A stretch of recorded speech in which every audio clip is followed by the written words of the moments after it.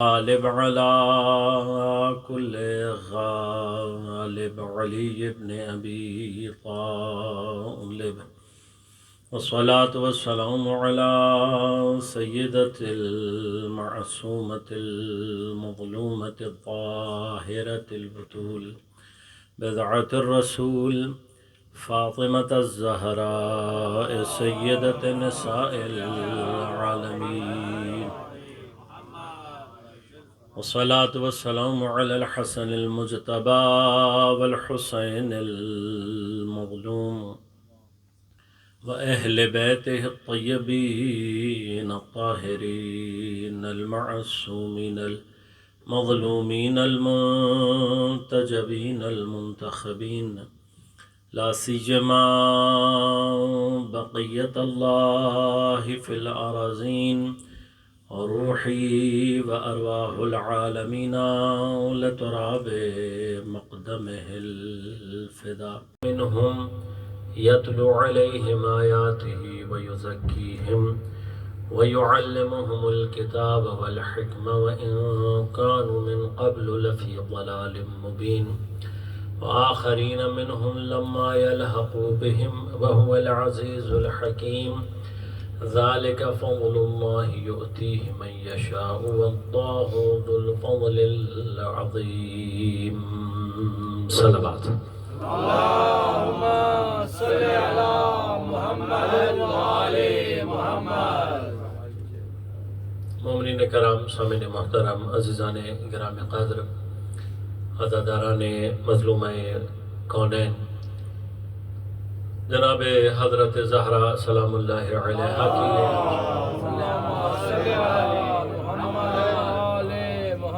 مظلومانہ شہادت کے حوالے سے ان خمسہ مجالس میں آپ کی خدمت میں انشاءاللہ بحول و قوہ الہی کچھ مطالب تسبیح کے حوالے سے تقدیم کروں گا. تسبیح عام طور پر ہم اور آپ متوجہ ہیں اور ہماری تربیت جس انداز سے ہوئی ہے عام طور پر محبین حضرت زہرا سلام اللہ علیہا اپنی نمازوں کے بعد تسبیح حضرت زہرا سلام اللہ علیہا کی سنت مؤکدہ پر شدت کے ساتھ عمل پیرا نظر آتا ہے. ایک بظاہر سادہ سا عمل ہے، لیکن یہ سادہ عمل بعض اوقات ہمارے اور آپ کی نگاہ میں نسبتاً غیر اہم بھی قرار پا جاتا ہے.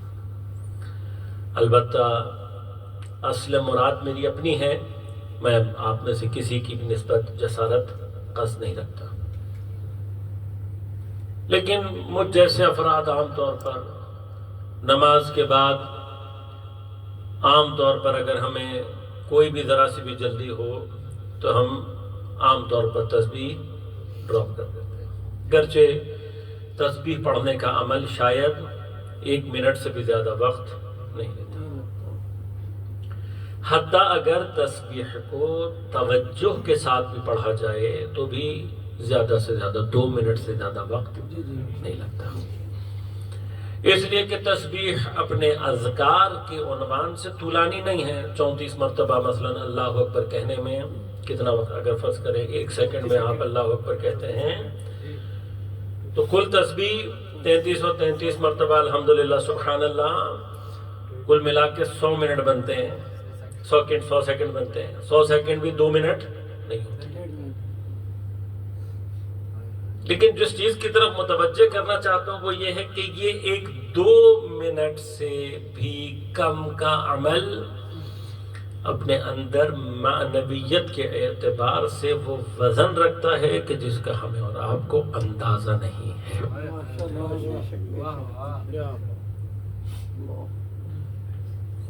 عام طور پہ وہ انسان کی مینٹالٹی ہے، یہ بیہیویئر ہے انسان. ہم عام طور پہ مشکل کیا ہے، ہماری چیز مہنگی ہوتی ہے تو ہم سمجھتے ہیں کہ اس کی کوالٹی اچھی ہوگی۔ یہ صحیح ہے کہ بعض اچھی کوالٹی کی چیزیں مہنگی ہو سکتی ہیں، اس میں بحث نہیں ہے، لیکن کیا کسی چیز کے اچھے ہونے کا معیار صرف اس کی قیمت کا زیادہ ہونا ہے؟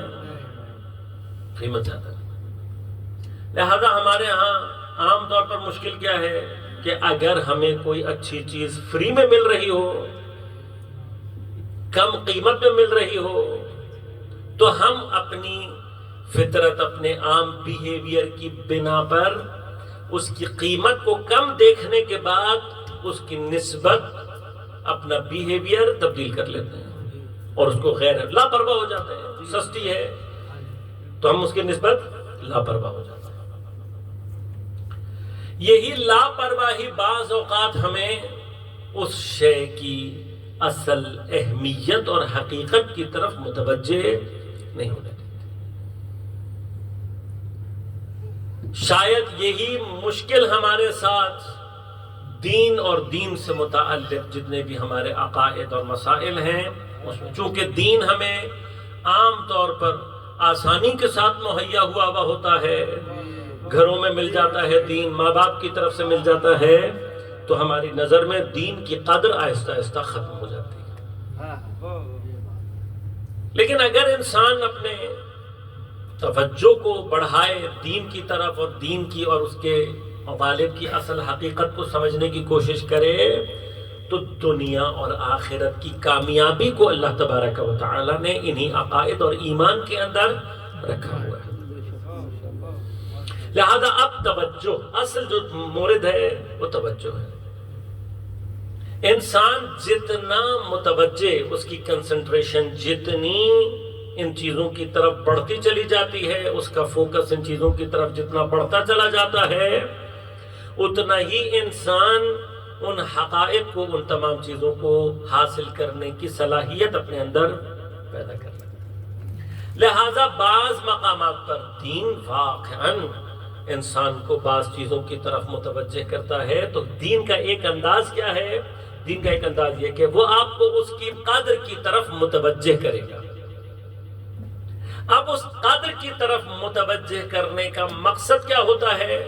مقصد یہ ہوتا ہے کہ آپ اس کی اہمیت کو درک کرتے ہوئے اپنے آپ کو اس کے ذریعے سے اس رخ پر لے کر جائیں کہ جہاں خدا چاہتا ہے کہ آپ پہنچیں۔ قدر، پہچان، توجہ غالباً شیخ مرتضی انصاری یا غالباً شیخ مفید، البتہ شاید میرے ذہن میں استاد کا نام ذہن میں نہیں ہے، لیکن بغداد میں تھے، درس دیا کرتے تھے، تو ایک شاگرد ان کا عام طور پر، غالباً اگر میں اشتباہ نہیں کر رہا تو شیخ مفید کا ہی واقعہ، ایک شاگرد تھا جو اکثر ذرا دیر سے پہنچتا تھا درس میں، تو ایک دن شیخ نے اس سے پوچھا بھئی کیا وجہ ہے؟ کہنے لگا کہ شیخ میرا جو گھر ہے وہ دریائے دجلہ کے دوسری جانب ہے، میں آتا ہوں کبھی کبھار تو کشتی اویلیبل ہوتی ہے اور کبھی نہیں ہوتی، اور عام طور پر نہیں ہوتی۔ اب جب کشتی اویلیبل نہیں ہوتی تو مجھے انتظار کرنا پڑتا ہے کہ کشتی آئے، میں اس میں سوار ہوں اور پھر پہنچوں، لہذا مجھے دیر ہو جاتی۔ طالب علم نسبتاً محنتی تھا، جیسے بھی تھا زحمت کر کے بالآخر آتا تھا، تو شیخ سے کہنے لگا کہ آپ کوئی حل مجھے ایسا بتا دیں کہ جس کی وجہ سے میری یہ مشکل حل ہو جائے۔ شیخ نے درس کے بعد اس کو روکا، روکنے کے بعد ایک کاغذ اس کو دیا طے ہوا با۔ شیخ نے کہا کہ بس اس کو کھولنا نہیں ہے تم نے، لیکن آئندہ جب تم کنارے دریا کے پہنچو اور کشتی نہ ملے تو اس کاغذ کو اپنے ہاتھ میں پکڑ کر اور بسم اللہ پڑھ کر چل پڑنا، پانی تمہارے لیے فرش کی مانند ہو جائے گا۔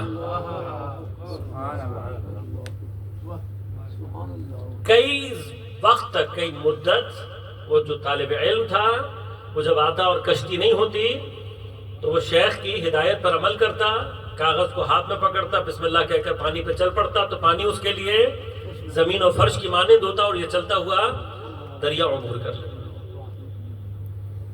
ایک دن شیخ نے دیکھا کہ کافی دیر ہو گئی، طالب علم نہیں آیا، اور جب آیا تو دیکھا کہ پورا بھیگا ہوا ہے پانی. تو جب اس حالت میں شیخ نے دیکھا، اس سے پہلے کہ وہ بتاتا، شیخ نے اس سے کہا، پوچھا کیا تو نے کاغذ کھول تو نہیں لیا؟ اس نے کہا بڑی شرمندگی سے کہا، اس نے کہا شیخ کھول تو لیا میں. کہا لیکن شیخ میری سمجھ میں نہیں آیا کہ میرے ساتھ کیا ہوا. کہا کیوں؟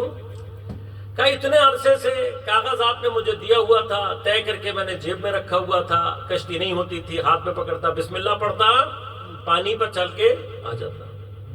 کہا پھر آج کیا ہوا؟ کہا آج جب کشتی نہیں تھی اور میں اسی عمل کر کے اسی طرح سے چلتا ہوا آ رہا تھا، این وسط دریا میرے دل میں یہ خیال آیا کہ کاغذ پر دیکھوں تو صحیح لکھا کیا ہے شیخ نے.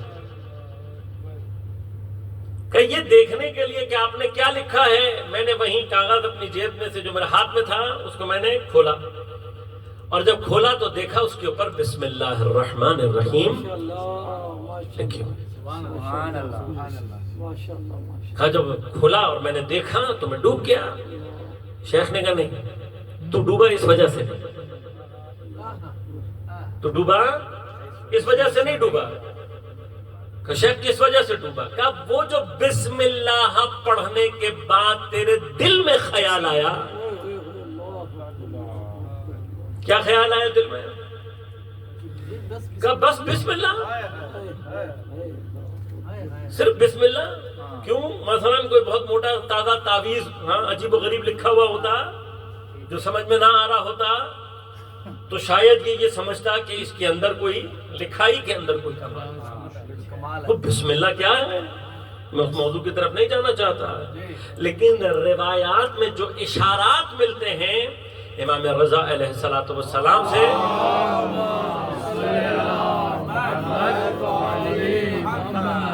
جب کسی نے سوال کیا اسم اعظم کے متعلق، کہ مولا بسم اللہ اسم اعظم کیا ہے؟ امام نے کہا اللہ تبارک و تعالی کے اسرار میں سے ہے اسم اعظم. کہ مولا لیکن ہے کیا، کون سا ذکر ہو سکتا ہے؟ امام نے اشارہ دیا، اشارہ دے کر فرمایا کہ بسم اللہ الرحمن الرحیم اور اسم اعظم ایک دوسرے سے اتنے ہی نزدیک ہیں جتنی آنکھ کی سیاہی اور سفیدی ایک دوسرے سے نزدیک ہیں. یہ اشارہ ہے جو حضرت نے دیا. اور میں بھی ایک اشارہ دے کر ہی آگے بڑھوں گا، فیلن چونکہ گفتگو کا موضوع یہ بسم اللہ الرحمن الرحیم. روایات میں بسم اللہ الرحمن الرحیم کے لیے اشارہ کیا فرمایا؟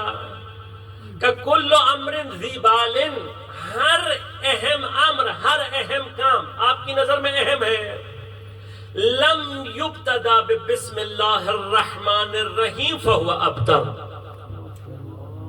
فرمایا کہ ہر وہ کام جو تمہاری نظر میں اہم ہے، اب آپ اپنی نظر کے اعتبار سے اہم کام تصور کر لیں، اپنے کسی مالی معاملات سے لے کر دنیا کے کسی معاملات سے لے کر دین کا کوئی بہت بڑا کام آپ تصور کر لیں، کسی بھی کام کو جو آپ کی نظر میں اہم ہو، اہم ترین کام ہو، لیکن اگر اس کی ابتدا بسم اللہ الرحمن الرحیم سے نہیں ہوئی، پیغمبر کیا فرما رہے، معصوم کیا فرما رہے، فہو ابتر، نامکمل ہے وہ کام، وہ پورا ہونے والا نہیں ہے. لیکن میں اب اس تفصیل میں نہیں جا رہا، میں جو صرف اشارہ لے کر آپ کی خدمت میں عرض کروں گا، پھر بات کو آگے بڑھاؤں گا، وہ یہ ہے کہ فرمایا کہ اگر کسی بھی اہم کام کی ابتدا بغیر بسم اللہ کے ہو تو فہوا ابتر. یعنی کیا، کسی بھی کام میں اگر بسم اللہ الرحمن الرحیم نہ ہو وہ کام کیا ہو جاتا ہے؟ ابتر ہو جاتا ہے. اور قرآن کریم پیغمبر کے لیے کیا فرما رہا ہے؟ اِنَّا أَعْطَيْنَاكَ الْكَوْثَرَ، اے میرے حبیب ہم نے تمہیں کوثر عطا کیا ہے. اِنَّ شَانِئَكَ هُوَ الْأَبْتَرُ، تمہارا دشمن ہی ابتر ہے. اب یعنی کیا، قرآن یہ کہہ رہا ہے کہ جہاں کوثر ہے وہاں ابتریت نہیں ہے، جہاں کوثر نہیں ہے وہ الابتر. روایت کہہ رہی ہے کہ جہاں بسم اللہ ہے وہ ابتر نہیں ہے، جہاں بسم اللہ نہیں ہے وہ ابتر ہے. تو تو اب یہ میتھمیٹکس کا سمپل سا قانون ہے، وہ کہتے ہیں اے اگر بی کے برابر ہے اور بی سی کے برابر ہے تو اے سی کے برابر ہو جاتی ہے۔ کوثر نہیں ہوگا تب بھی ابتر، بسم اللہ نہیں ہوگی تب بھی ابتر۔ آیت اور روایت کو ملا لو تو اس کا معنی کیا ہوا؟ اس کا معنی یہ ہوا کہ کوثر میں اور بسم اللہ میں کوئی ایسا رابطہ ضرور ہے کہ یہ دونوں ہی اگر ہو تو ابتریت نہیں ہوتی، یہ نہ ہو تو ابتر ہوتا ہے۔ یہ اشتراک بتا رہا ہے کہ کوثر میں اور بسم اللہ میں کوئی رابطہ ہے۔ تو اب یاد رکھنا رابطہ یہ ہے کہ یہ چیز اگر آیت بن جائے کہ جو ابتریت کو ختم کرنا چاہتی ہے، آیت ڈھلے تو بسم اللہ بنتی ہے۔ اگر سورہ کی شکل اختیار کرے تو کوثر بنتی ہے، مجسمہ ہو جائے سیدہ سلام اللہ علیہا کی صورت اختیار۔ مشروطی ہے سیدہ بلندتر سلوات۔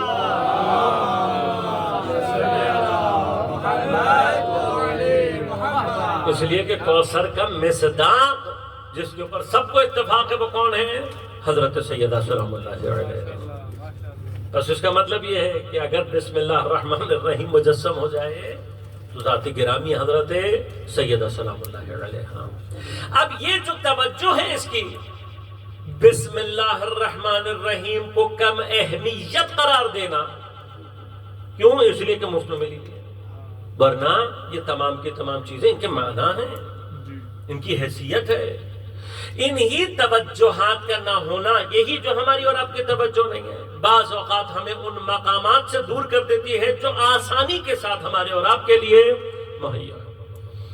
ان میں سے ایک مقام مثلا اور عرض کرتا چلوں، مثلا بہت آسانی کے ساتھ مہیا ہو جانے والی عبادت کہ جس کی عظمت ہمارے اور آپ کی فکر کے دائرے سے باہر ہے، محمد و آل محمد علیہ السلام کے اوپر درود کا پڑھنا ہے۔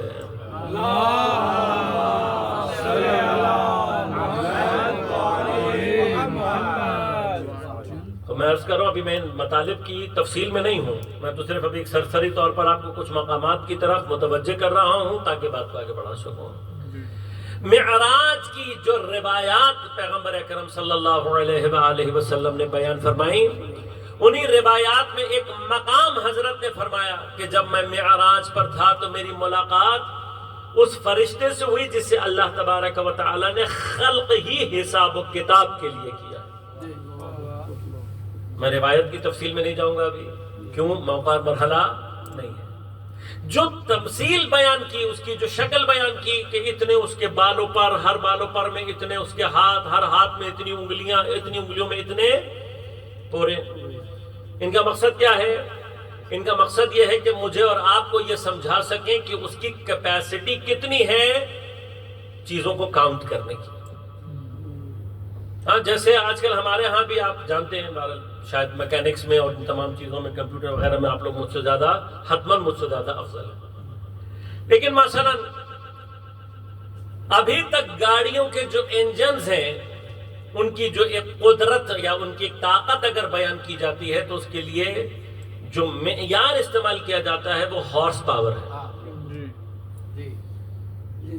ہاں ایسے ہی ہے، غلط تو نہیں کہہ رہا۔ ہارس پاور سے ویسے کیا مراد ہے؟ ہارس سے مراد گھوڑا۔ اب پرانے زمانے میں انسان گھوڑے کی طاقت سے ہی، یعنی جو سفر کا مرحلہ تھا اس کی تیزی یا اس کو طے کرنے کے مراحل کو گھوڑے کی طاقت سے بیان کیا۔ وہی طاقت سفر کو طے کرنے کی جب آپ آٹوموبائل میں آئے ہیں تو معیار آپ نے اسی کو رکھا ہوا ہے، گرچہ گھوڑے کا زمانہ ختم ہو چکا۔ اس معیار کے ذریعے سے آپ اس کو مقابلہ دے کر بیان کرتے ہیں کہ اتنے ہارس پاور ہے، وہ معیار بنا ہوا ہے، گرچہ گھوڑا استعمال نہیں ہوتا۔ اسی طرح سے کمپیوٹر میں مثلا آپ کوئی اپنے لیے اس کے لیے کوئی نہ کوئی ٹیکنالوجی کا لفظ استعمال کرتے ہیں، یہ پروسیسر مثلا مجھے نہیں مانا کور ٹیکنالوجی ہے یا میگا ہارٹز ہے، کچھ بھی جو بھی آپ اس کے لیے استعمال کرتے ہیں، یہ کس لیے ہوتا ہے؟ تاکہ آپ بچے کو یہ سمجھا سکیں کہ یہ کمپیوٹر، اس کی تیزی، اس کی سرعت اتنی ہے۔ مثلا کوئی سپر کمپیوٹر ہے، آپ سپر کمپیوٹر کو جب بتانے لگیں گے بچے کو تو آپ ایک معیار بتائیں گے اسے کہ وہ اس معیار کے ذریعے سے متوجہ ہو جائے گا کہ یہ کمپیوٹر اپنی سرعت میں کتنا تیز ہے، اس کی کیپیسٹی کیا ہے۔ تو بنیادی طور پر پیغمبر جو فرشتے کے حوالے سے اس کے بال اور پر اور اس کے بازو اور ہاتھ اور انگلیاں اور یہ سب کچھ گنوا رہے ہیں، یوں سمجھ لیجئے کہ اس کا پروسیسر مجھے اور آپ کو سمجھا رہے ہیں کہ یہ فرشتہ اپنی حساب و کتاب کی جو کیپیسٹی ہے، کمپیوٹنگ کیپیسٹی جو ہے اس کے اندر، وہ کتنی زیادہ ہے، یہ سمجھانا چاہتے ہیں کہ اس کی کمپیوٹنگ کیپیسٹی کیا ہے۔ یہ سمجھانے کے لیے کہ اس کی کمپیوٹنگ کیپیسٹی کیا ہے، وہ ساری تفصیل بیان کی اور پھر کچھ اشارات بھی دیے۔ جیسے مثلا فرض کریں آپ کمپیوٹر بنانے کے بعد آپ کہیں گے کہ یہ کام یہ اتنی جلدی کر سکتا ہے، تاکہ اندازہ ہو کہ یہ کمپیوٹر کس لیول ہے۔ تو فرشتہ حساب و کتاب کے لیے اس کی یہ طاقت اور قدرت یہ ترکیب بنانے کے بعد کیا کر سکتا ہے، اسے سوال کیا پیغمبر نے، ہاں بھائی تمہیں حساب کتاب کے خلق کیا جی مولا، کیا کر سکتے ہو، کتنی تیزی سے حساب کتاب کر سکتے ہو؟ اس نے کہا ایک اندازہ آپ یہ لے لیں کہ روز اول سے لے کر قیامت تک کتنے بارش کے قطرے نازل ہوں گے، میں ایک آن میں آپ کو حساب کتاب کر کے بتا سکتا ہوں۔ اور کیا بتا سکتا ہوں؟ کہ یہ بھی بتا سکتا ہوں کتنے قطرے خشکی میں گریں گے، کتنے پانی میں گریں گے، یہ بھی بتا سکتا ہوں کتنے دن میں گریں گے، کتنے، یہ سارا حساب کتاب کر کے ایک سیکنڈ کے اندر، ایک آن کے اندر آپ کو ایک لحظے میں حساب کتاب کر کے بتا سکتا ہوں۔ اب آپ سوچ رہے کہ جس فرشتے کی حساب کتاب کی کیپیسٹی یہ ہے، جس کو خلقی اللہ نے حساب و کتاب کے لیے کیا ہے، نبی اکرم صلی اللہ علیہ وآلہ وسلم فرماتے ہیں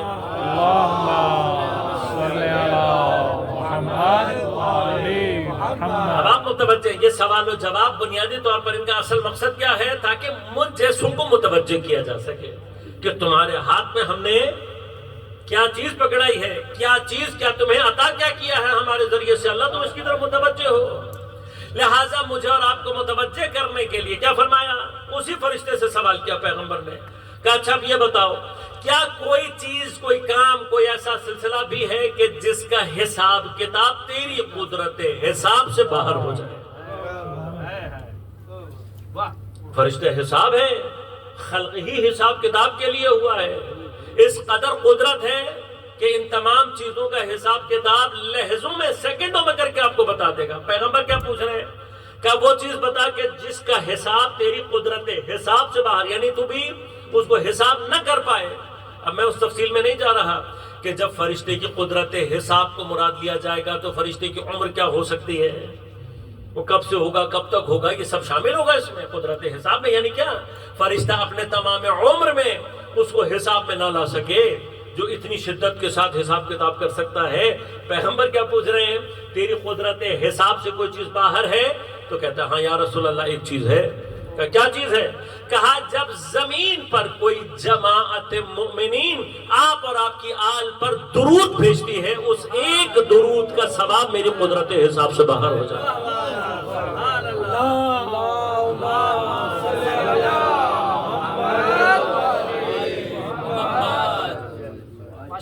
ایک درود کا ثواب۔ اب آپ سوچئے کہ جناب سیدہ کے دروازے سے آپ کو ملا کیا کیا ہے۔ امام حسین علیہ السلام اپنے فرش عزا سے آپ کو کیا کیا دے رہے ہیں۔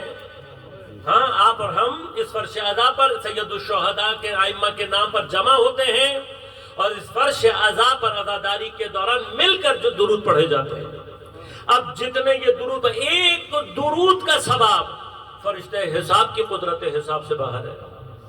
اور یہ بتانے کا مقصد کیا ہے پیغمبر کا؟ یقیناً جو مقصد ہے وہ کیا ہے کہ مجھے اور آپ کو اس بات کی طرف متوجہ کیا جائے کہ یہ جو ہماری اور ہماری آل کے اوپر درود ہے یہ کوئی معمولی چیز نہیں ہے۔ ہمارا مسئلہ کیا ہے؟ ہمارا مسئلہ یہ ہے کہ چونکہ ہمیں اس کے آثار ظاہر نہیں ہو رہے ہوتے دنیا میں، اس کے اثر نظر نہیں آ رہے ہوتے، تو ہم اس کے اثرات کو نہ دیکھنے کے بعد ان چیزوں کو کیا سمجھتے ہیں اپنی زندگی میں؟ خیر، یہ ہماری توجہ کا مسئلہ ہے۔ یعنی اگر انسان متوجہ ہو جائے تو علماء فرماتے ہیں، اساتید فرماتے ہیں کہ اصلاً عالم قدسی میں ورود کیا دروازہ محمد والے محمد علیہ السلام پر درود ہے۔ تو اپنی جگہ مطالعے میں تفصیل چاہتے ہیں لیکن انشاءاللہ صرف اور صرف انہی میں سے ایک چیز خود کیا ہے کہ جو اگر ہم توجہ کے ساتھ وارد ہوں، اپنی کم از کم توجہ اس کی طرف رکھیں. ان میں سے ایک مقام تسبیح ہے. حضرت زہرا سلام اللہ علیہا.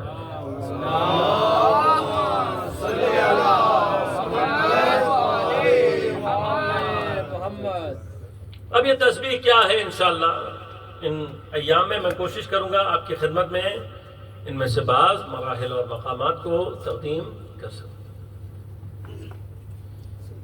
کہ تسبیح سے کیا مراد ہے، تسبیح ہوتی کیا، پہلے اصل مطلب سمجھ میں آ جائے کہ ہے کیا چیز. بالآخر خدا قرآن میں ایک نہیں کئی مقامات پر ارشاد فرما رہا ہے یسبح للہ ما فی السماوات، جو کچھ بھی ہے زمین و آسمان میں، ما فی الارض ما فی السماوات، جو کچھ بھی آسمانوں میں اور جو کچھ زمین میں ہے، یسبح للہ، اللہ تبارک و تعالی کی تسبیح چاہتے. بس اس کا مطلب کیا ہوا کہ کوئی بھی چیز، دوسرے مقام پر ارشاد فرمائے اِن مِّن شَيْءٍ إِلَّا يُسَبِّحُ بِحَمْدِهِ، کوئی چیز شے نہیں ہے مگر یہ کہ تسبیح کر رہی ہو پروردگار کی، اس کے حمد. سبحان اللہ. اس کا معنی کیا ہے؟ اور اس کا معنی یہ ہوا، میں عرض کر رہا ہوں، تفصیل عرض کروں گا انشاءاللہ، کہ جو تسبیح کی قابلیت نہیں رکھتا وہ اصلاً شے ہونے کی قابلیت نہیں رکھتا. سبحان اللہ. کیا کہنے ہیں. ابھی عرض کروں گا انشاءاللہ کہ یہ جو جملہ آپ سے کہا ہے اس کا معنی کیا ہے. شاید کوئی نہیں ہے. واہ واہ واہ. لہذا اگر مطلب شے ہونا ہے تو پھر قابلیت تسبیح ہے. واہ واہ واہ واہ. ہر چیز تسبیح کر رہی ہے، ہم بھی تسبیح کر ہی رہے ہیں، تب بھی ہم سے اور آپ سے دوبارہ اللہ تبارک و تعالیٰ کیا کہہ رہا ہے؟ تسبیح کرو. سبحوا بکرۃ و اصیلا، اے لوگوں تسبیح کرو اللہ تبارک و تعالیٰ کے صبح و شام. پروردگار جب سب کچھ تیری تسبیح کر ہی رہی ہے، ہم سے تسبیح کیوں کروا رہا ہے؟ ہمیں چھوڑو، خود پیغمبر کو کہہ رہا ہے فَسَبِّحْ بِحَمْدِ رَبِّكَ وَكُن مِّنَ السَّاجِدِينَ فَاعْبُدْ رَبَّكَ حَتَّى يَأْتِيَكَ الْيَقِينُ. اے میرے حبیب پر تسبیح کرو اپنے پروردگار کی حمد کے ساتھ. وَكُن مِّنَ السَّاجِدِينَ، سجدہ کرنے والوں میں سے ہو جاؤ. فَاعْبُدْ رَبَّكَ، بس عبادت کرو اپنے پروردگار کی حَتَّى يَأْتِيَكَ الْيَقِينُ، یہاں تک کہ تمہیں موت نہ آ جائے. یعنی کیا؟ خود پیغمبر سے اللہ تبارک و تعالیٰ پروردگار جب کائنات کے ہر شے تسبیح کر رہی ہے تو اپنے حبیب سے تسبیح کرانے کا. پھر یہ تسبیح اگر تجھے اتنی ہی عزیز ہے تو جب فرشتے حضرت آدم علیہ السلام کے مقابلے پر آ کر فرما رہے تھے، فرشتوں نے کہا، انشاءاللہ یہ مطالب عرض کروں گا آپ کی خدمت میں، کہ پروردگار اتجعل فیہا، اس کو زمین میں اپنا خلیفہ بنا رہا ہے، کیوں بھائی اس میں کیا مسئلہ ہے؟ یفسد فی الارض، یہ زمین میں فساد کرے گا. ویسفک الدماء، یہ زمین پر جا کر خون بہائے گا. تو غلط کہا تو غلط نہیں کہا. پتہ کیسے چلا؟ انشاءاللہ یہ مطالب ہیں جو آپ کی خدمت میں عرض کروں گا. پھر اس کے مقابلے میں کیا کہا؟ نحن نسبح بحمدک، پروردگار ہم ہیں جو تیری تسبیح کرتے ہیں، ونقدس لک، تیری تقدیس کرتے ہیں، سجدے کرتے ہیں تجھے، ہم تسبیح کر رہے ہیں تیری. پروردگار نے کیا فرشتوں کی تسبیح کے معیار کو قبول کیا؟ اب سوال ہے، اگر تسبیح فرشتوں سے نہیں چاہیے تھی تو پھر اپنے حبیب سے کیوں کہہ رہا ہے فسبح بحمد ربک؟ سبحان اللہ. پھر اسی انسان کو خلیفہ بنا کر دوبارہ اسی انسان سے کہہ رہا ہے تسبیح کرو.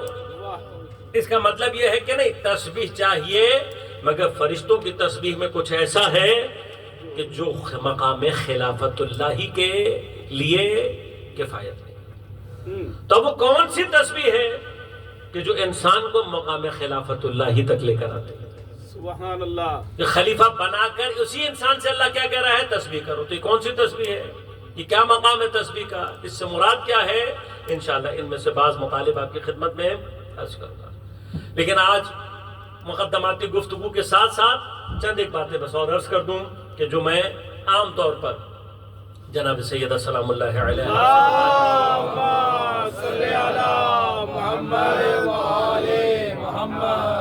حضرت سے متعلق گفتگو جب ہو رہی ہوتی ہے کسی بھی عنوان سے، جناب سیدہ سے منسوب کوئی بھی مقام ہو، حضرت کے فضائل ہوں، حضرت کے مصائب ہوں، حضرت سے متعلق چیزیں ہوں، کوئی بھی چیز ہو، یہ یاد رکھیے گا کہ جناب سیدہ سلام اللہ علیہا اسرار و باطن اور غیب کا مظہر ہے، سبحان اللہ، مظہر غیب ہے جناب سیدہ سلام اللہ علیہا۔ اسماء باطنیہ، اسماء اسراریہ سریہ خدا کی تجلی اور مظہر۔ انشاءاللہ اس پر بھی بعض مطالبہ کی خدمت میں عرض کروں گا۔ اس کا معنی کیا ہے؟ اس کا معنی یہ ہے کہ جناب سیدہ سلام اللہ علیہا کی ذات ایسی ہے کہ جس کو عام کیفیت کے ساتھ سمجھا نہیں جا سکتا۔ لہذا خود حضرت سے متعلق جو روایات ہیں وہ روایات انہی چیزوں کی طرف اشارہ۔ مثلا کسی جگہ پر جب معصوم سے پوچھا گیا تو فرمایا کہ فتم العقول عن معرفتہا، عقلوں کو سیدہ کی معرفت سے دور رکھا گیا ہے۔ تو دور رکھنے کا کیا معنی ہے؟ عقل یعنی کیا سمجھ میں ہی نہیں آ سکتی؟ نہیں، آ سکتی ہے لیکن عام عقل سے سمجھ میں نہیں آئے گی۔ بس جناب سیدہ سلام اللہ علیہا کے لیے اپنی زندگی میں یہ اصول بنا لیں کہ سیدہ اس راز کا نام ہے کہ جب تک آپ اس کی طرف متوجہ ہو کر فوکس ہو کر نہیں آگے بڑھیں گے سیدہ سمجھ میں آنے والی ہی نہیں ہے۔ سبحان اللہ، سبحان اللہ، سبحان اللہ۔ وہ سیدہ کے ذریعے سے خدا کیا چاہتا ہے؟ خاص طور پہ جناب سیدہ کے ذریعے سے، سیدہ سلام اللہ علیہا کے ذریعے سے خدا چاہتا ہے کہ افراد کو متوجہ کرے، فوکس کرے۔ دیکھیے بعض اوقات مثلا بعض چیزوں میں انعام رکھے جاتے ہیں، اگر انعام بڑا ہو تو اس کے اندر پیچیدگی بڑھا دی جاتی ہے۔ کیوں؟ اگر انعام قیمتی ہے یہ پیچیدگی یہ رکھی ہی اسی لیے جاتی ہے کہ عام لیول کا بندہ اس مقام کو حاصل کرنے کے لیے عام طریقے سے نہیں، یعنی اگر مثلا مثال ایک بات، ہمارے ہاں پاکستان میں بیوروکریسی کا امتحان ہوتا ہے آفیسر گریڈ کے لیے، سی ایس ایس کا آپ نے سنا ہوگا، جانتے ہوں گے، پہچانتے ہوں گے۔ انڈیا میں بھی انڈین سول سروسز ہے، پاکستان میں بھی سینٹرل سپیریئر سروسز کے نام سے سی ایس ایس کا امتحان، یعنی یہ امتحان انسان پاس کرتا ہے تو آ کر مختلف ڈپارٹمنٹس میں آفیسر گریڈ میں آ کر لگتا ہے۔ مثلا اگر ڈسٹرکٹ مینجمنٹ ہے تو آ کر اسسٹنٹ کمشنر لگتا ہے، اور اسسٹنٹ کمشنر یا پولیس میں مثلا اسسٹنٹ سپرڈنٹ ہونا پولیس کا ایک معنی ایک درجہ ہے۔ کیا یہ درجہ ہر انسان کو دیا جا سکتا ہے؟ اگر درجہ ہر انسان کو دے دیا جائے تو درجے کی اہمیت ختم ہو جائے گی۔ اس درجے کی اہمیت، مقام کی اہمیت کو باقی رکھنے کے لیے ضروری کیا ہے؟ اس کے امتحان کو اتنا مشکل بنا دو کہ ایک بہت بڑی تعداد ایسی ہوگی کہ جو اس امتحان کا نام سن کر ہی کہے گی نہیں بھائی ہم نہیں دے سکتے،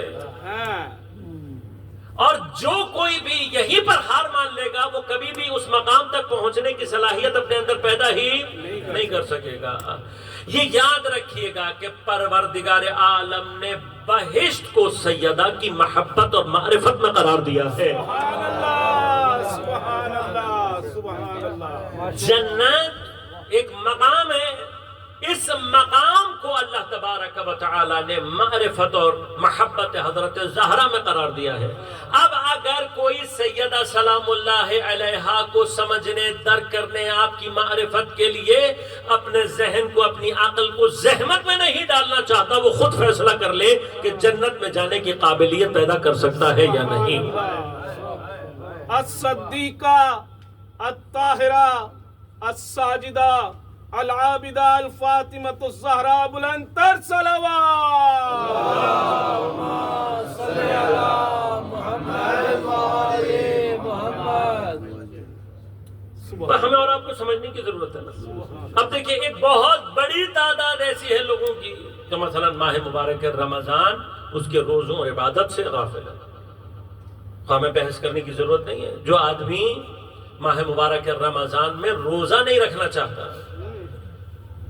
عبادتیں حتی رمضان المبارک میں بھی نہیں کرنا چاہتا، تو یہ اس قابل ہے کہ اس کو قیامت کے دن کوئی مقام ملے؟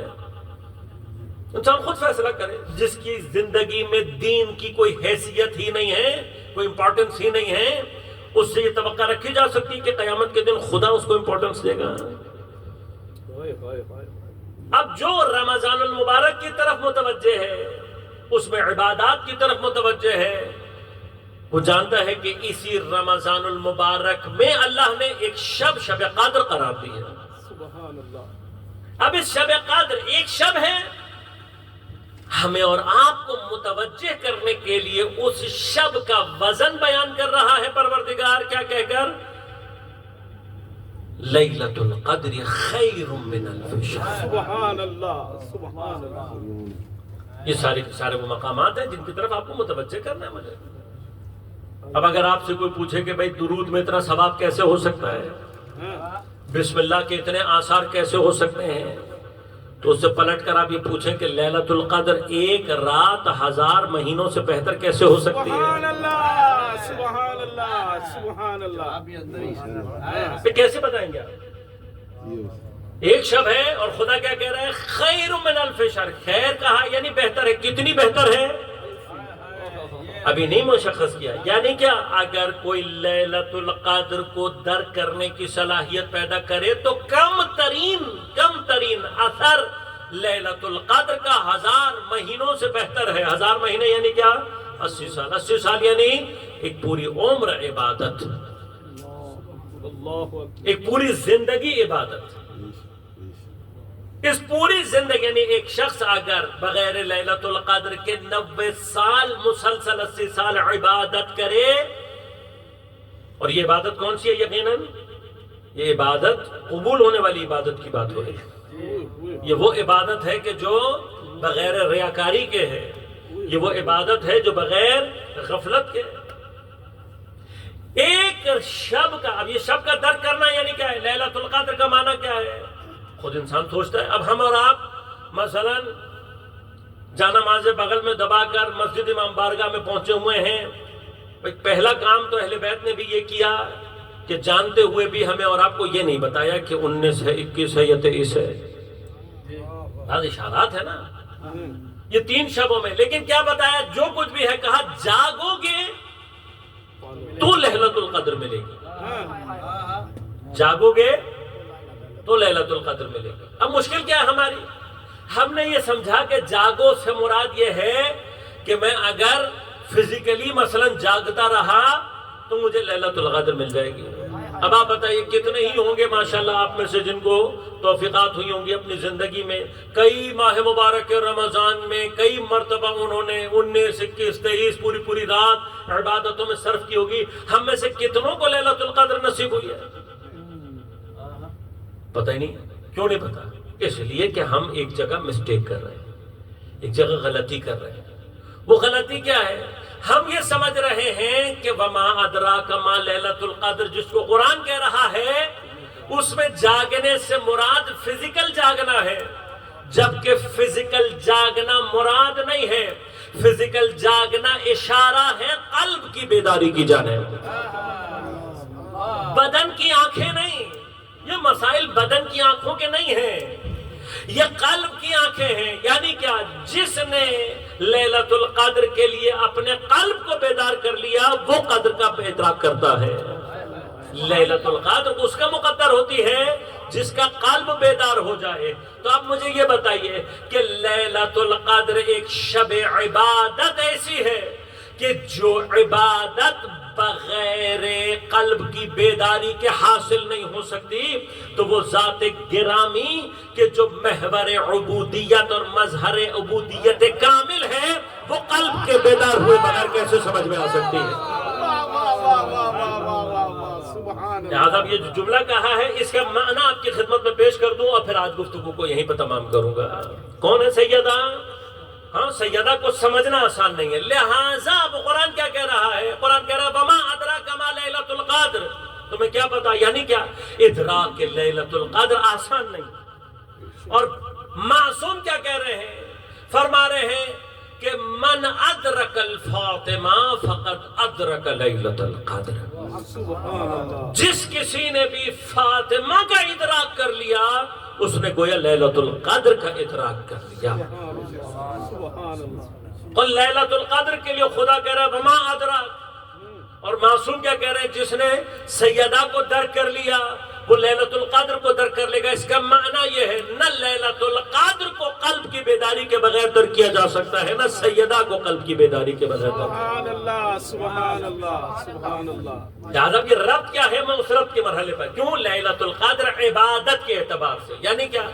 اگر کوئی لیلۃ القدر کو درک کرے گا تو اس کا درک کر لینا، یعنی صرف پہچان لینا، درک کر لینا قدر کا، لیلۃ القدر کا، پوری عمر عبادت کے برابر ہے۔ ہاں، یہاں تک بات سمجھ میں آ گئی؟ اب غور کیجیے گا، وہ سیدہ کون ہے؟ سیدہ کا ربط کیا ہے؟ میں نے عرض کیا مظہر تام میں، یعنی مکمل جو مظہر ہے عبودیت کا، وہ ذات گرامی حضرت زہرا سلام اللہ علیہ۔ لہذا غور کیجیے گا، اللہ تبارک و تعالیٰ یہ بغیر پلاننگ کے نہیں ہے، اللہ کی طرف سے پورا انتظام ہے کہ ایک ہی زمانے میں اللہ نے 3 مقدس ترین ہستیوں کو زمین پر اکٹھا کیا۔ ان میں سے ایک ذات گرامی ہے حضرت پیغمبر اکرم صلی اللہ علیہ وسلم۔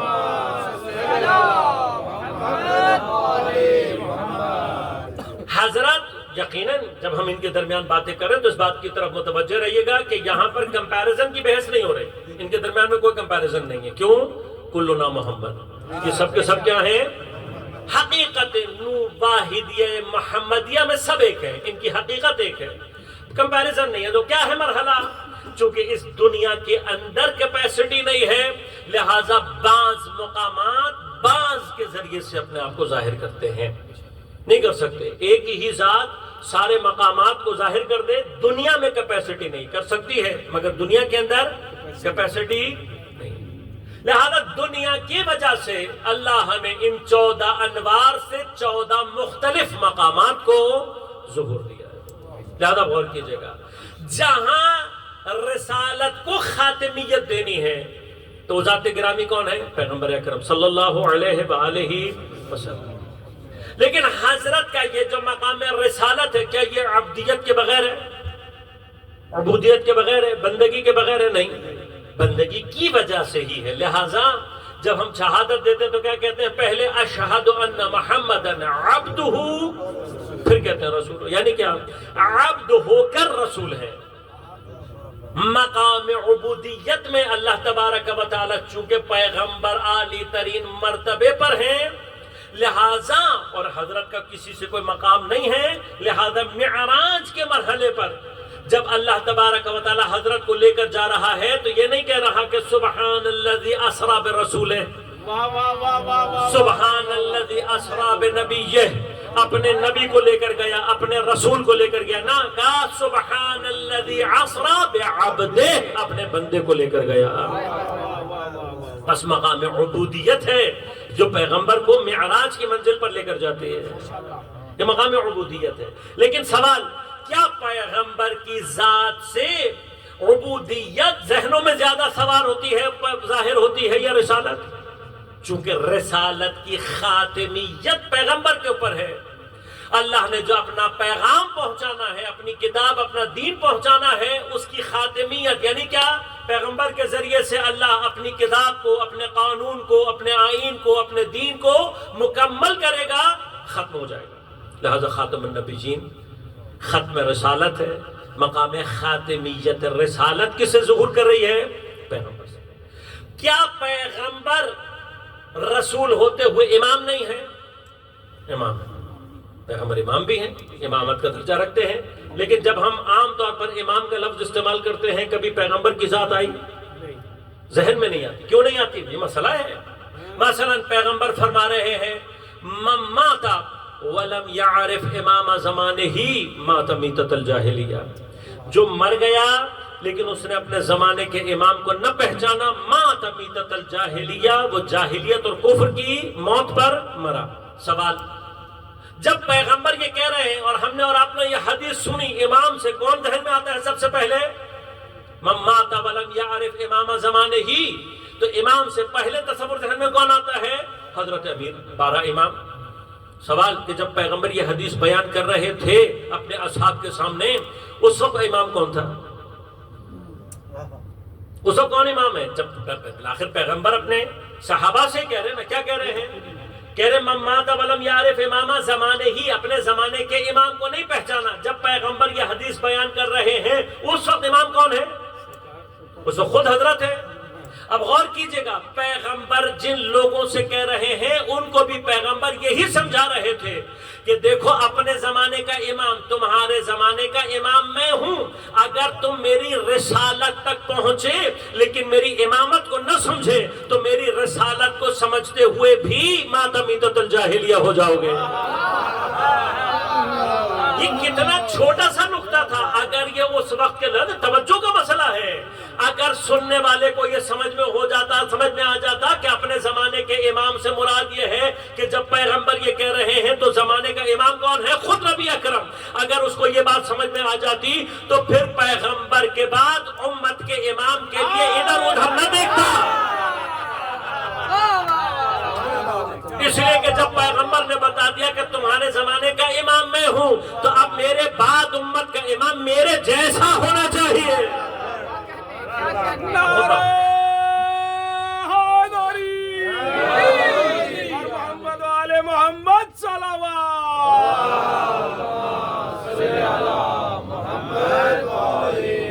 اب اللہ نے پوری کائنات وما خلقت الجن والانس الا لیعبدون، ہم نے سب کچھ بنایا ہے کس لیے؟ اپنی عبادت کے لیے۔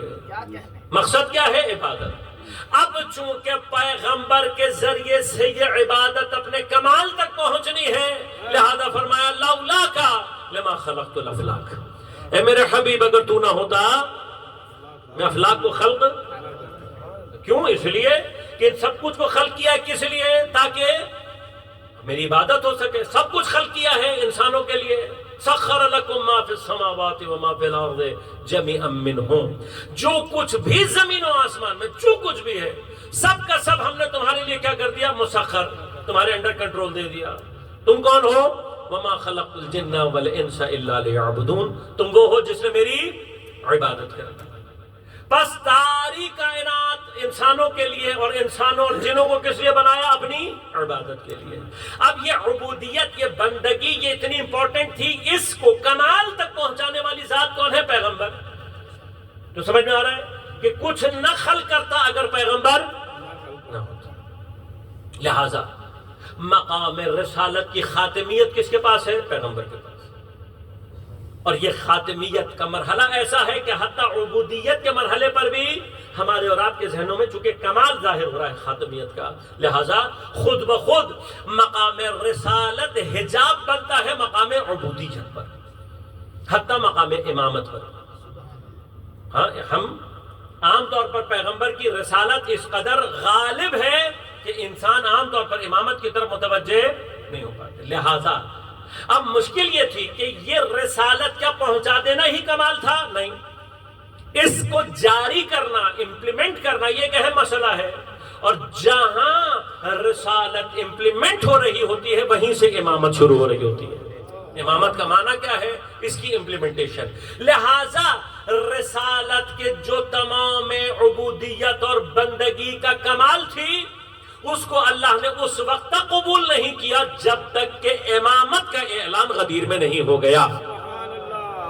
لہذا فرمایا اے میرے حبیب ان لم تفعل فما بلغت رسالتا، اگر تو نے غدیر میں امامت کو آگے نصب نہیں کیا تو گویا پوری رسالت ہی انجام نہیں دی۔ بس اس کا مطلب کیا ہوا کہ اس رسالت، یہ بحث یہ نہیں ہے، اللہ یہ تو آیت ہے نا قرآن کی، یہاں پر بحث یہ نہیں ہے کہ اللہ یہ کہنا چاہتا ہے کہ یہ امامت تیری رسالت سے افضل ہے، نہیں، تیری رسالت کا کمال ظاہر ہوگا کس سے؟ امامت سے۔ کیوں؟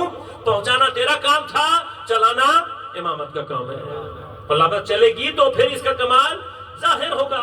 لہٰذا اسی آیت کو اگر سامنے رکھا ہوا ہو تو کبھی بھی کسی کو اسی روایت کے اگلے مرحلے میں تکلیف نہیں ہوگی کہ جب روایت حدیث قدسی ہے کہ فرمایا لولا لما خلقت افلاک، اے میرے حبیب اگر تجھے خلق نہ کرنا ہوتا افلاک خلق نہ کرتا، پھر فرمایا لولا علی لما خلقتک، علی نہ ہوتا تجھے خلق نہ کرتا۔ سبحان اللہ، سبحان اللہ۔ یہاں بحث افضلیت کی نہیں ہے، یہ یہی مسئلہ ہے جسے زمین پر خدا کہہ رہا ہے ان لم تفعل فما بلغت رسالتا، اگر یہ نصب امامت نہ کیا گویا تو نے رسالت ہی، بس اس رسالت کا مقصد کیا ہے؟ امامت تک لے کر آنا۔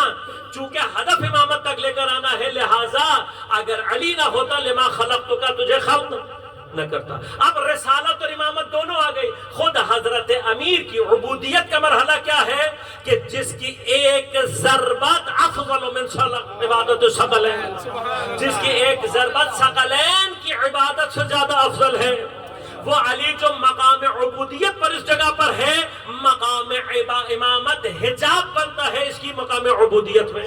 ہاں جب امام بن گیا، امامت کا تصور آ گیا تو نوعاً حجاب ہوتا ہے ظہور عبودیت میں. لیکن مسئلہ کیا ہے؟ خود رسالت اور امامت کا اصل ہدف کیا ہے؟ عبودیت. لہٰذا اب ضروری تھا کہ مقام عبودیت میں کسی ایسی ذات کو لے کر آیا جائے کہ جو نہ نبی ہو نہ امام ہو. اب جو نہ نبی ہو اور امام نہ ہو، اس کے لیے واحد حل یہ تھا کہ وہ مرد نہیں خاتون ہونی چاہیے. اس لیے کہ اگر یہ عبد اپنے اس کمال پر ہوگا تو اس کمال کا تقاضا ہے کہ یا یہ رسول ہوگا یا امام. لیکن اگر ضرورت اس بات کی ہے کہ یہ عبد جو اپنے کمال پر ہے نہ رسول ہو اور نہ امام، تو واحد راستہ کیا ہے کہ یہ خاتون ہونا چاہیے. لہٰذا اللہ نے جہاں رسالت کا کمال بھیجا وہیں پر امامت کا کمال بھیجا، اور ان دونوں کا کمال جس سے ظاہر ہونا ہے وہ عبد با کمال اللہ نے زہرا کی شکل میں بھیجا. اور کیجئے گا یہ ان کا ایک ہی وقت میں ہونا ضروری کیوں تھا؟ بس اس منزل تک لے کر آ رہا ہوں. رسالت کس لیے ہے؟ عبودیت کے لیے. خود پیغمبر سے عبودیت اس لیے ظاہر نہیں ہو سکتی کہ خاتمیت رسالت ہے پیغمبر کے پاس. رسالت کا کمال امامت سے جاری ہونا ہے. امامت کی خاتمیت اور کمال حضرت امیر سے ہے. حضرت امیر سے بھی عبودیت اس لیے ظاہر نہیں ہو سکتی کیونکہ امام ہیں. لہٰذا اب ان دونوں کا نتیجہ کس لیے تمہیں رسول بنایا؟ تاکہ عبادت ہو. تمہیں امام کس لیے بنایا؟ تاکہ عبادت ہو. یہ عبادت کون کر کے دکھائے گا کہ جو نہ رسول ہو نہ امام ہو، تب بھی رسول جیسی عبادت کر کے دکھائے، زہرا جیسی عبادت، علی جیسی عبادت کر کے.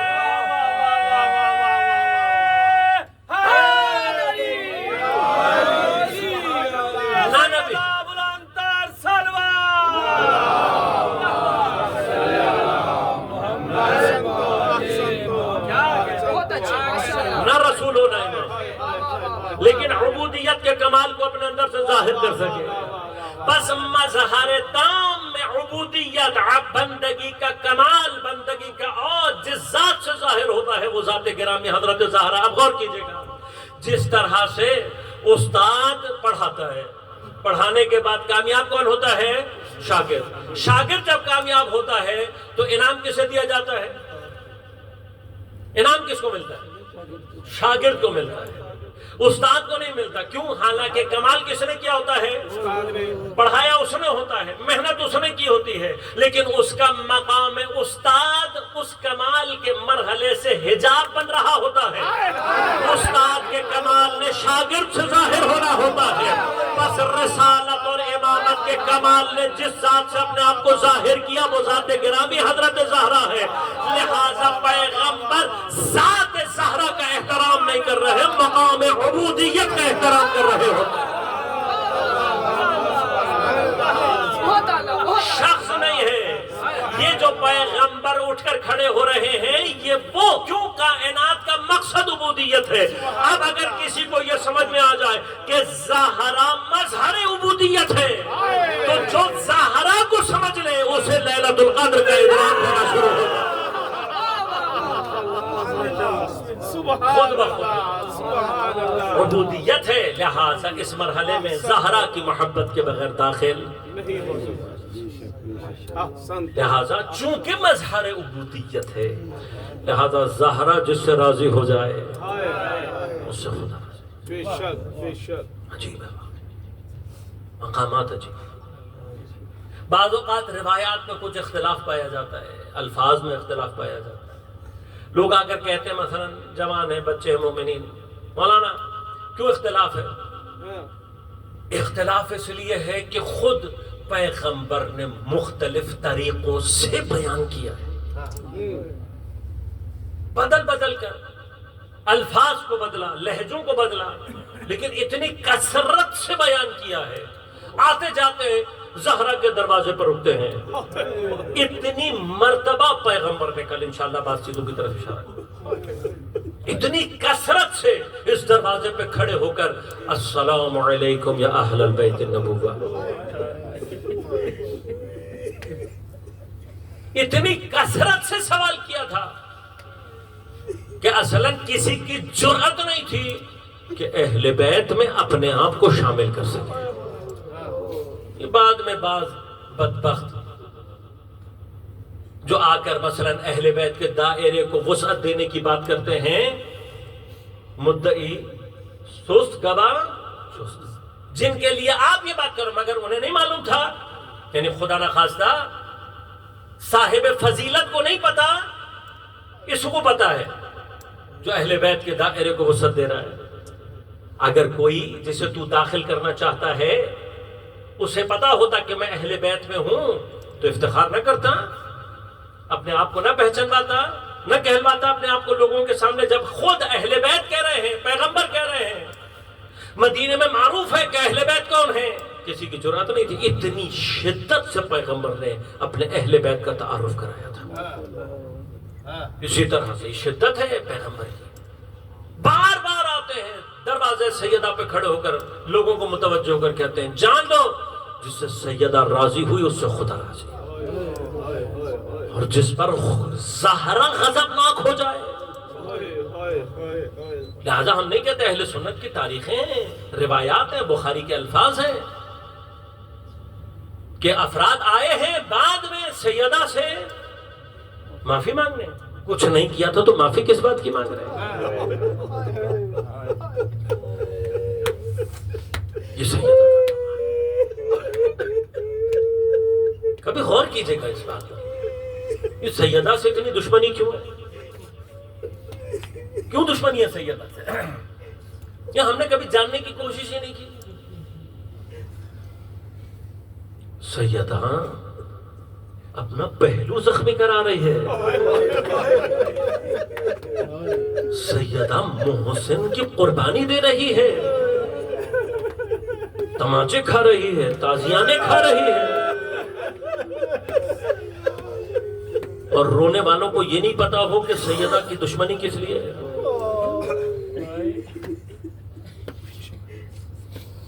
میں اشارہ کروں گا, اس سے زیادہ بیان نہیں کر سکتا. سیدہ دیکھ رہی تھی مقام عبودیت ہے, سیدہ جانتی ہے کائنات کو اللہ نے عبودیت کے لیے بنا, مظہر عبودیت ہے, صحیح لہذا سیدہ کی ذمہ داری تھی. سیدہ دیکھ رہی تھی کہ یہ پیغمبر کے بعد دین کے راستے کو عبودیت سے ہٹانا چاہتے ہیں, لیکن یہ عبودیت سے ہٹانے کے لیے لازمات ہے. یہ جب راستے سے ہٹائیں گے تو آ کر آپ کو یہ نہیں کہیں گے کہ خدا کی عبادت مت کرو, یہ طریقہ ایسا اختیار کریں گے کہ عبادت کرتے ہوئے بھی لوگ خدا سے دور ہو رہے ہوں. مثلا خدا نخواستہ میں آؤں آپ لوگوں یہاں پر مثلا آ جاؤں, لیکن میں کوشش کروں آپ کو جہاں پہ کسی بہانے دھوکہ دینے کی, دھوکے کے ذریعے مثلا کوئی دھوکہ آپ کو دے کر آپ سے پیسے حاصل کرنا چاہوں مثلا, اور آپ کے درمیان میں کوئی ہو جسے پتا ہو کہ یہ کیا کر رہا ہے, اگر وہ خاموش رہے گا تو میری دشمنی نہیں ہوگی, لیکن اگر وہ سمجھ کر دوسروں کو سمجھانے کی کوشش شروع کر دے, بتانا شروع کر دے کہ بھئی یہ جو آیا ہے یہ دھوکہ دینے کے لیے آیا ہے, اور اس دھوکے کی جہت اس کا سمجھانا کرے, دیکھو یہ اس طریقے سے تمہیں دھوکہ دے رہا ہے, تو پھر میرا دشمن کون ہوگا, کون ہوگا میرا دشمن, جو میرے راز پر سے پردہ ہٹا رہا ہے. کیوں ہے سیدہ سے دشمنی, اس لیے کہ سیدہ لوگوں کو بتا رہی ہے کہ یہ کس طرح سے تمہیں دین سے دور لے کر جا رہے ہیں. یہ کام ہے سیدہ کا, یہ بصیرت ہے. لہذا ہم جناب سیدہ کو کبھی اس آئینے میں دیکھیں کہ سیدہ نے کیا کیا تھا جو اتنی شدید دشمنی ہے. اب جو لوگ پوچھتے ہیں کہ سیدہ دروازے پر کیوں آئی ہے, سیدہ اس لیے دروازے پر آئی ہے تاکہ پیغمبر کے بعد منافقوں کے چہرے سے نقاب اتر سکے.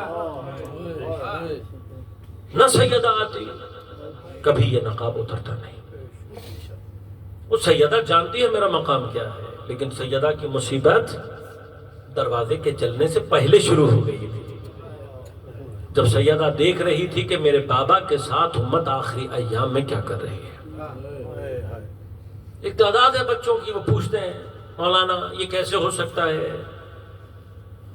جو امت پیغمبر کو قتل کرنے کی پلاننگ کر رہی ہو، جو امت پیغمبر کی بات ماننے سے انکار کر دے، جو امت پیغمبر کو کاغذ اور قلم دینے سے انکار کر کے پیغمبر کی توہین کرنا شروع کر دے، اس کے لیے سیدہ کے دروازے کو آگ لگانا کوئی معنی۔ لیکن اگر اس دروازے کو آگ نہ لگتی کبھی بھی ان کا نشان معلوم نہیں ہوتا۔ یہ کمال ہے سیدہ کا۔ لہذا سیدہ کے احترام کو تاریخ کیسے ظاہر کر رہی ہے؟ پیغمبر کے آخری وقت ہیں اور سیدہ جانتی، یہ یاد رکھیے گا، انشاءاللہ کبھی موقع ملا تو تفصیل سے بھی عرض کروں گا۔ سیدہ یا معصومین میں سے کسی کا بھی گریہ اپنی ذات کے لیے نہیں ہے۔ حضرت نوح اس لیے کہتے گریہ بہت کرتے تھے، اپنی ذات کے لیے گناہ کرتے نہیں معصوم۔ کس لیے کر رہے ہیں؟ اس لیے کہ دین کو خدا کے انحراف کی طرف جاتے ہوئے دیکھ رہے ہیں۔ نوح کا گریہ اپنی ذات کے لیے نہیں، جناب سیدہ کا گریہ اپنی ذات کے لیے نہیں ہے۔ امام سجاد کربلا کے بعد 35 سال اپنی ذات کے لیے نہیں رو رہے ہیں، بلکہ اس گریے کو استعمال کر رہے ہیں مقاومت کے لیے، متوجہ کرنے کے لیے، ظالموں کا نشان ثابت کرنے کے لیے۔ حضرت سیدہ کا اپنا مقام، سیدہ متوجہ کرنا چاہتی ہے، لیکن اپنا مقام کیا ہے کہ پیغمبر پر جب غشی کے دورانی طولانی ہو رہے ہیں اور پیغمبر نے دیکھا کہ اب میرا دنیا سے پردہ کرنے کا وقت آ گیا، سیدہ کو طلب کیا۔ یہ آخری وقت ہے جو پیغمبر سیدہ کے ساتھ گزار رہے ہیں، سیدہ کی آغوش میں سر رکھ کر لیٹے ہوئے ہیں، سیدہ سے باتیں کر رہے ہیں، کیوں جانتے ہیں میرے جانے کا سب سے زیادہ دکھ اور غم سیدہ کے قلب پر ہوگا۔ اور اس عالم میں کبھی پیغمبر پر غشی کا دوران یا طولانی ہوتا ہے، پھر جاگ جاتے ہیں، بات کرتے ہیں، پھر بے ہوش ہو جاتے ہیں، لیکن جب ایک مرتبہ غشی زیادہ طولانی ہوئی، کسی نے آ کر دروازے پر دستک دی، سیدہ نے پوچھا کون ہے؟ کہا مسافر ہوں، پیغمبر سے ملنا چاہتا ہوں۔ کہا میرے بابا بھی استراحت کر رہے، بعد میں آ جائے۔ کچھ دیر کے بعد جب دوبارہ دستک ہوئی، سیدہ نے دوبارہ وہی پیغام دیا، لیکن جب تیسری مرتبہ دستک ہوئی ہے تو اب سیدہ کا دل گھبرا گیا، اور ایک مرتبہ سیدہ کی آنکھوں سے آنسو نکل کر پیغمبر کے چہرے پر گرے۔ تاریخ کہتی ہے ان آنسوؤں کا گرنا تھا، پیغمبر نے آنکھیں کھولی ہیں، اور جب اپنی بیٹی کو روتے ہوئے دیکھا، پیغمبر ایک مرتبہ تڑپ کر اٹھ کر بیٹھا۔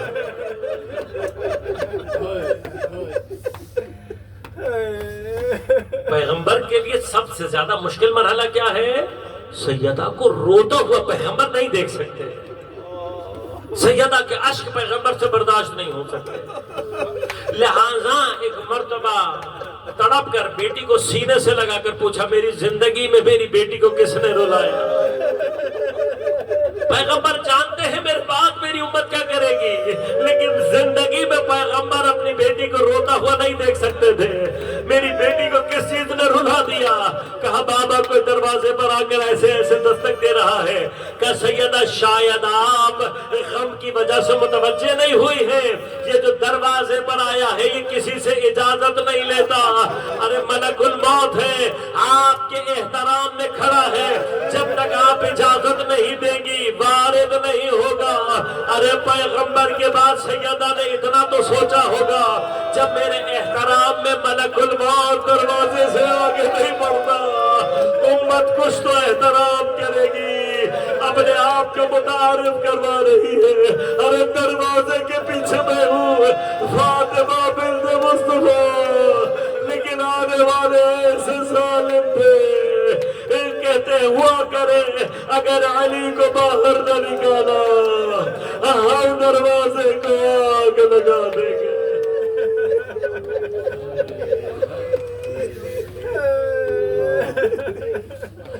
ألا ولعنة الله على القوم الظالمين وسيعلم الذين ظلموا أي منقلب ينقلبون بار الہ بحق زہرا و ابیہا و بعلہا و بنیہا ہماری عبادت کو اپنی بارگاہ میں قبول منظور فرما بحق زہرا و ابیہا و بعلہا و بنیہا منتقم زہرا منتقم کربلا منتقم اسیران کربلا امام زمانہ کے ظہور میں تعجیل فرما بحق زہرا و ابیہا و بعلہا و بنیہا حضرت کے ظہور کے ذریعے سے دنیا سے ظلم اور استبداد کا خاتمہ فرما عدل اور عدالت کو قائم فرما تمام علماء مراجعاں بالخصوص رہبر انقلاب اسلامی کی حفاظت فرما مقاومت کی قوتوں کی حفاظت فرما بار الہ جہاں جہاں اس وقت مقاومت ہے بالخصوص غزہ فلسطین میں سوڈان میں شام میں لبنان میں پارا چنار میں پاکستان میں اور دوسرے مقامات پر بار الہ سب کو نصرت و کامیابی عنایت فرما بار الہ بحق زہرا و ابیہا و بعلہا و بنیہا